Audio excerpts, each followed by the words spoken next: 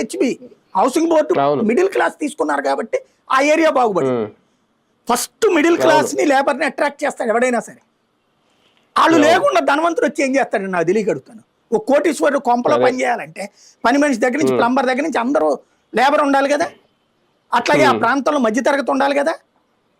ఉండాలంటే నువ్వు housing board పెట్టి అక్కడ హౌసింగ్ కాలనీలు పెట్టాలా, లేబర్కి సంబంధించి ఎల్ఐజీలు అట్లాంటి ఇళ్ళు ఇవ్వాలి నువ్వు ఫ్రీగా.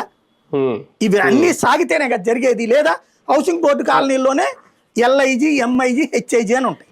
హెచ్ఐజీ 2 కూడా ఉంటాయి. అంటే ఎల్ఐజీ అంటే సింగిల్ బెడ్రూమ్ హౌసెస్, ఎంఐజీ అంటే డబుల్ బెడ్రూమ్ హౌసెస్, హెచ్ఐజీ అంటే ట్రిపుల్ బెడ్రూమ్ హౌసెస్. హెచ్ఐజీ 2 అంటే పైన ఒకటి కింద ఒకటి. మనం బెదవాళ్ళు చూడమనండి హౌసింగ్ బోర్డు కాలనీలో కనబడతాయి.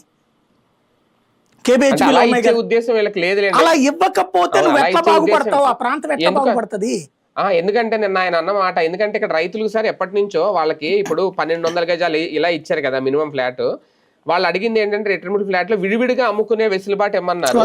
ఇప్పుడు నిన్న ఆయన అన్న మాట ఏంటంటే చిన్నగా ఇస్తేనంట మరో పాత బస్తీలో అంత కామన్ సెన్స్ లేకుండా వీళ్ళు ఎట్టుంటారు నాకు అర్థం కావట్లా.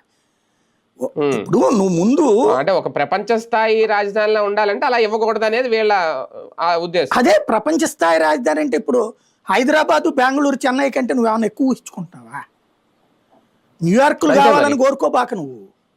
ముందు మనం ఏంటో నేల విడిచి సాము చెయ్యొద్దు. మీరు చేస్తే మీ తలనొప్పి ప్రజలకి